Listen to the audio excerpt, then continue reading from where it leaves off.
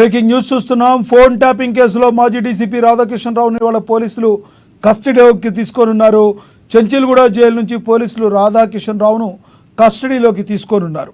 ఇవాటి నుంచి ఈ నెల 10 వరకు పంజాగుట్ట పోలీసులు కస్టడీకి తీసుకుని విచారించనున్నారు.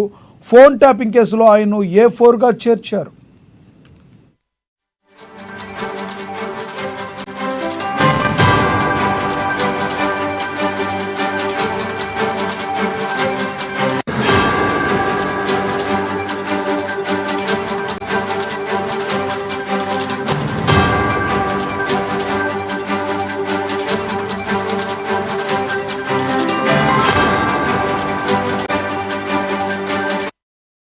బ్రేకింగ్ న్యూస్ చూస్తున్నాం. ఫోన్ ట్యాపింగ్ కేసులో మాజీ డీసీపీ రాధాకిషన్ రావును ఈరోజు పోలీసులు కస్టడీలోకి తీసుకోనున్నారు. చెంచిల్గూడ జైలు నుంచి పోలీసులు రాధాకిషన్ రావును కస్టడీలోకి తీసుకోనున్నారు. ఇవాటి నుండి ఈ నెల 10 వరకు పంజాగుట్ట పోలీసులు కస్టడీకి తీసుకుని విచారించనున్నారు. కేసులో ఆయన్ను A4గా చేర్చారు. ఇదే విషయానికి సంబంధించి మరింత సమాచారాన్ని మా హైదరాబాద్ బ్యూరో ప్రణయ్ అందిస్తారు ఫోన్ ద్వారా. ప్రణయ్, చెప్పండి, తాజా సమాచారం ఏంటి మీ దగ్గర? Thank you Lakshminath. రాధాకృష్ణ ఈ రోజు కస్టడీకి తీసుకోబోతా ఉన్నారు. అదనంగా రాధాకృష్ణ ఇచ్చేటువంటి స్టేట్మెంట్స్ ఆధారంగా మరికొందరు నిందితులను పరిగణలోకి తీసుకునేటువంటి అవకాశాలు కూడా కనబడుతూ ఉన్నాయి. ఇప్పటికే రాధాకృష్ణ ఇచ్చేటువంటి స్టేట్మెంట్ ఆధారంగానే మాజీ IAS IPS ఉన్నట్టుగా కూడా సమాచారం అందుతా ఉంది. ఈ నేపథ్యంలో కూడా రాధాకృష్ణ నాంపల్లి కోర్టులో ప్రొడ్యూస్ చేసిన అనంతరం కూడా చెంచిల్గూడ జైలు నుంచి ఆయనను నేరుగా కస్టడీ తీసుకోబోతా ఉన్నారు. పంజాగుట్ట పోలీసు కస్టడీకి తీసుకొని దాదాపుగా కూడా వారం రోజుల పాటు కూడా విచారించబోతా ఉన్నారు. అంటే సుమారుగా 7 రోజుల పాటు కూడా విచారించబోతా ఉన్నారు. ఆయన ఇచ్చేటువంటి స్టేట్మెంట్స్ ఆధారంగా మరికొందరు రాజకీయవేత్తలతో పాటుగా మాజీ IAS IPS అధికారులు కూడా ఉన్నట్టుగా అనుమానాలు వ్యక్తం చేస్తా ఉన్నారు. అధికారులు ఇప్పటికే దర్యాప్తు బృందం ముమ్మరం చేసినటువంటి నేపథ్యంలో ఫోన్ ట్రాపింగ్ వ్యవహారానికి సంబంధించి రాష్ట్ర వ్యాప్తంగా కూడా దుమారం రేగుతాం. ఈ నేపథ్యంలో కూడా ఇప్పుడు ఇచ్చేటువంటి స్టేట్మెంట్స్ ఆధారంగా మరికొందరు బయటకు వచ్చేటువంటి అవకాశం ఉన్నాయి కనుక మరికొంత వేగవంతం చేసేటువంటి అవకాశాలు కూడా కనబడతా ఉన్నాయి. సుమారుగా ఈ 7 రోజుల గడువులోనే పూర్తి వివరాలను సేకరిస్తామంటూ కూడా దర్యాప్తు బృందాలు చెప్తా ఉన్నాయి. ఎందుకంటే దాదాపు కూడా వందలాది మంది ఫోన్లు ట్రాప్ అయినట్టుగా ఇప్పటికే దర్యాప్తు సంస్థలు చెప్తా ఉన్నాయి. ఈ నేపథ్యంలో కూడా ట్రాప్ అయినటువంటి వాళ్ళ దగ్గర ఇచ్చేటువంటి ఏదైతే నిందితుల దగ్గర నుంచి వచ్చేటువంటి స్టేట్మెంట్స్ తో పాటుగా బాధితులు ఎవరైతే ఉన్నారో వాళ్ళు ఇచ్చినటువంటి డేటాను కూడా సేకరించడంతో పాటుగా బాధితుల దగ్గర నుంచి పెద్ద మొత్తంలో వసూలైనట్టుగా కూడా గుర్తించడం జరిగింది. ఆ వసూలైనటువంటి మొత్తాన్ని కూడా ఎక్కడెక్కడికి ఎంతెంత ట్రాన్స్ఫర్ అయింది, ఎవరు ఏ సంస్థలు ఎంత తీసుకున్నాయి అన్నటువంటి యాంగిల్ లో కూడా విచారణ కొనసాగిస్తా ఉన్నారు.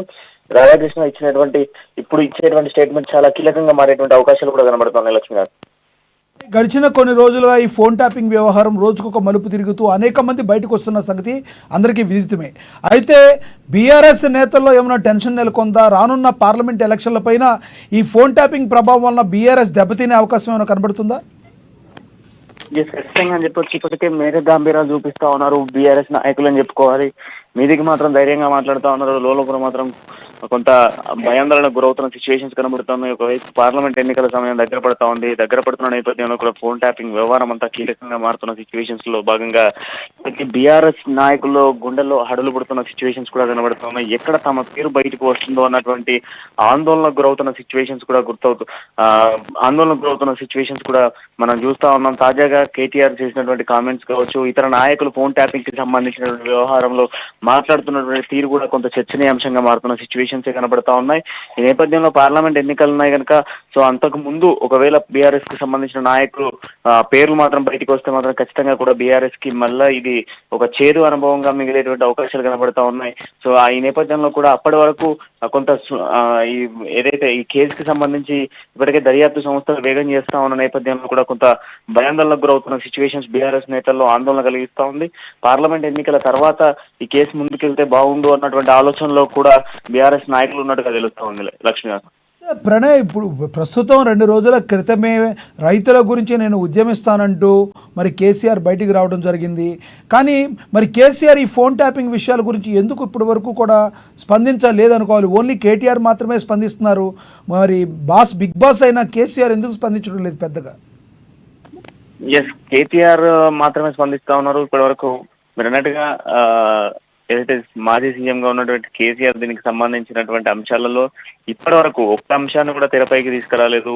ఆయన మాట్లాడే మాటల్లో ఖచ్చితంగా కూడా వెటకారంగానైనా ఒక అంశాన్ని తెరనెత్తేవాడు. బట్ ఈసారి మాత్రం అసలు ఆ విధంగా జరగలేదని చెప్పుకోవాలి. మన మొత్తం కూడా రైతులకు సంబంధించి కరెంటు విషయాలకు సంబంధించి కావచ్చు, ప్రస్తుతం కాంగ్రెస్ ప్రభుత్వం వ్యవహరిస్తున్నటువంటి విషయాలకు సంబంధించి మాట్లాడడం జరిగింది. సో మరి ఈ వారం రోజుల వ్యవధిలో కూడా దాదాపు చాలా మలుపులు తిరిగింది ఫోన్ ట్యాపింగ్ కి సంబంధించి. సో ఈ నెల 6న ఆయన కరీంనగర్ జిల్లా పర్యటన ఉన్న నేపథ్యంలో కూడా మరి కరీంనగర్ జిల్లా పర్యటనలో భాగంగా ఫోన్ ట్యాపింగ్ కి సంబంధించి ఏమైనటువంటి అంశాలు మాట్లాడే అవకాశాలు ఉన్నాయనేది కూడా కొంత ఆసక్తి నెలకొన్న సిచ్యువేషన్స్ కనబడతా ఉన్నాయి. నిన్న మొన్నటి వరకు కూడా కేటీఆర్ దీనిపై స్పందించిన సిచ్యువేషన్స్ ఉన్నాయి. కాకపోతే ఆయన మాట్లాడేటువంటి మాటల్లో పూర్తిగా కూడా కాంగ్రెస్ వాళ్ళ నాయకులు కావాలనే ఇది కక్షపూరితంగా చేస్తున్నటువంటి వ్యవహారం అని చెప్పేసి ఆయన మాట్లాడుతున్న మాటలు మనం వింటా ఉన్నాం. బట్ కాంగ్రెస్ నాయకులు మాత్రం ఫోన్ ట్యాపింగ్ మేము ఇంతవరకు చేయలేదు, ఇప్పటి నుంచి చేయాలా అన్న మాటను కూడా కాంగ్రెస్ నేతలు చెప్తా ఉన్నారు. నిన్న దుద్దిల్ల శ్రీధర్ బాబును అడిగినప్పుడు కూడా ఆయన మాట్లాడిన మాటల్లో కూడా ఇప్పటి వరకు ఫోన్ ట్యాపింగ్ అంటే కూడా మాకు తెలియదు, బట్ ఇప్పటి నుంచి చేయమంటే చేస్తాము అంటూ కూడా ఆయన కరాఖండ్గా తేల్చి చెప్పిన సిచ్యువేషన్స్ కూడా మనకు కనబడతా ఉన్నాయి. సో మరి కేసీఆర్ ఈ నెల 6న పర్యటన నేపథ్యంలో మరి అప్పుడైనా ఏమైనా ఫోన్ టాపిక్ కి సంబంధించిన వ్యవహారంలో మాట్లాడతారా, లేదా మరి ఇప్పటికే పార్టీలు మారుతున్న నేతలకు సంబంధించినటువంటి ఆందోళన అయోమయంలో కేసీఆర్ కనబడతా ఉన్నాడు. సో ఈ నేపథ్యంలో మరి ఈ టాపిక్ ని పట్టించుకోవట్లేదా అనేది మాత్రం కొంత సస్పెన్స్ అనేది కనబడుతుంది. బట్ ఈ నెల 6న మాత్రం ఏమన్నా చర్చించవచ్చు అనేటువంటి టాపిక్ కూడా వినిపిస్తా ఉంది లక్ష్మీనాథ్. అయితే నిన్న కొండా సురేఖ మాట్లాడుతూ, మంత్రి కొండా సురేఖ మాట్లాడుతూ హీరోయిన్లకి బెదిరించారు, హీరోయిన్ల ఫోన్లు కూడా ట్యాపింగ్లు చేశారని మాట్లాడారు. దానికి సంబంధించి కొండా సురేఖ కూడా లీగల్ నోటీసులు ఎదుర్కోవాలని చెప్పి కేటీఆర్ చెప్పడం జరిగింది. అదేవిధంగా ఒక ఛానల్ యాజమాన్యానికి కూడా వాళ్ళు లీగల్ నోటీసులు పంపడం జరిగింది. అంటే కేటీఆర్ ఏ విధంగా ఈ నోటీసులు పంపించారు అనుకోవాలి, మేకపోతు గాంభీర్యమే అనుకోవాలా, నిజంగా భయపడుతున్నారు అనుకోవాలా? ఇక్కడ రెండు తీర్లు మనకు కనిపిస్తా ఉంది. మొదటగా నాపై అసత్య ప్రచారాలు చేస్తా ఉన్నారు బీఆర్ఎస్ పార్టీని, నాపై వ్యక్తిగత విమర్శలతో పాటుగా నాకు సంబంధం లేనటువంటి ఇన్వాల్వ్మెంట్ లో నా పేరును వాడుతున్నారు అంటూ కూడా నిన్న కేటీఆర్ మండిపడడం జరిగింది. ఖచ్చితంగా కూడా ఎవరైతే నా పేరును వాడుతున్నారో, ఏదైతే పార్టీ ప్రతిష్టను నా ప్రతిష్టను భంగపరిచేందుకే ఇటువంటి చర్యలు చేపడతా ఉన్నారో వాళ్ళపై కఠిన చర్యలు తీసుకుంటానంటూ కూడా ఆయన హెచ్చరించిన సిచ్యువేషన్స్ ఉన్నాయి. హెచ్చరించిన నేపథ్యంలో కూడా కొండా సురేఖ, మన్యం శ్రీనివాస్ రెడ్డి, అదేవిధంగా మనం చూస్తే ఎన్ఎం శ్రీనివాస్ రెడ్డితో పాటుగా కేకే మహేందర్ రెడ్డిపై ముగ్గురికి కూడా నిన్న సోకాస్ నోటీసులు జారీ చేసిన సిచ్యువేషన్స్ అయితే ఉన్నాయి. అంతేకాకుండా పలు మీడియా సంస్థలకు సంబంధించినటువంటి దాంట్లో ప్రధానంగా యూట్యూబ్ ఛానల్స్ కి దాదాపుగా 80 యూట్యూబ్ ఛానల్స్ కి నోటీసులు జారీ చేసిన సిచ్యువేషన్స్ అయితే ఉన్నాయి. ఇది ఒక రకంగా ఆయన పేరును బదనాం చేస్తా ఉన్నారు, తమ్నేల్ సిస్టమ్ ఉన్నట్టుగా వాడుతా ఉన్నారు అన్నటువంటి యాంగిల్లో మాత్రం ఈ యొక్క అంశాన్ని తెరపైకి తీసుకొస్తున్న సిచ్యువేషన్స్ ఉన్నాయి. మరోవైపు మనం చూసుకుంటే ఇప్పటికే కేటీఆర్ ప్రస్తావన అంటే పోలీసుల దగ్గరికి చేరింది అన్నటువంటి సమాచారం కొంత అయితే వినిపిస్తా ఉంది. ఈ నేపథ్యంలో నా ఇన్వాల్వ్మెంట్ లేనప్పుడు నన్ను ఎందుకు చేరుస్తున్నారు అన్నటువంటి యాంగిల్లో కేటీఆర్ కొంత ఒక గాంభీర్యాన్ని చూపించేందుకు, అంటే గతంలో కూడా కవితకు సంబంధించినటువంటి అంశాల్లో కూడా కవితను దమ్ముంటే అరెస్ట్ చేయండి, మీకు ధైర్యం లేదు, కావాలనే కక్షపూరితంగా కవితను మీరు ఇరికేయాలని చేస్తా ఉన్నారని చెప్పేసి గతంలో ఏదైతే అసెంబ్లీ ఎన్నికల ముందు మాట్లాడినటువంటి గంభీర మాటలే ఇప్పుడు కూడా మళ్ళీ మాట్లాడుతా ఉన్నాడు. సో ఈ నేపథ్యంలో మరి అది ఇందులో ఇన్వాల్వ్మెంట్ లో కేటీఆర్ ఉన్నాడా, లేదా తప్పించుకోవడానికి కోసం, లేదా ధైర్యాన్ని చూపించడం కోసం ఇటువంటి మాటలు మాట్లాడుతా ఉన్నాడా, లేదా కేసును తప్పుదోవ పట్టించేందుకు మాట్లాడుతున్నాడా అనేది కొంత ఆసక్తిగానే కనబడుతా ఉంది. బట్ అంతకు మించి ఎవరైతే ఇప్పటి వరకు అంటే పేరు అఫీషియల్ గా కూడా నిందితుడుగానే లేదా అందులో ఉన్నాడు, ట్యాపింగ్ సంబంధించిన వ్యవహారంలో ఉన్నాడు అన్నటువంటి అంశం రానప్పుడే కేటీఆర్ నోటీసులు జారీ చేయడం కొంత చర్చ కనబడతా ఉంది. బట్ మంత్రి కొండా సురేఖ ఈ రోజు ఏ విధంగా రియాక్ట్ అవుతుంది అనేది కూడా కొంత ఆసక్తి కనబడతా ఉంది లక్ష్మి. ప్రణయ్, మామూలుగా సోషల్ మీడియాని కంట్రోల్ చేయటం అంటే అది ఎవరు చేతుల్లోనూ ఉండే పని కాదు. ఈ రకంగా నోటీసులు ఇచ్చుకుంటా పోతే కేటీఆర్ ఎంతమందికి నోటీసులు ఇవ్వాల్సి వస్తుంది? నిజంగా వాటికి వాల్యూ ఉంటుందంటారా? నిజంగా ఈ రోజున ఎన్నో అభియోగాలు ఎదుర్కొంటున్నప్పుడు సోషల్ మీడియాని ఒక చేత్తో ఆపేయటం అనే దాన్ని చేయగలిగే పని అయితే కాదు కదా.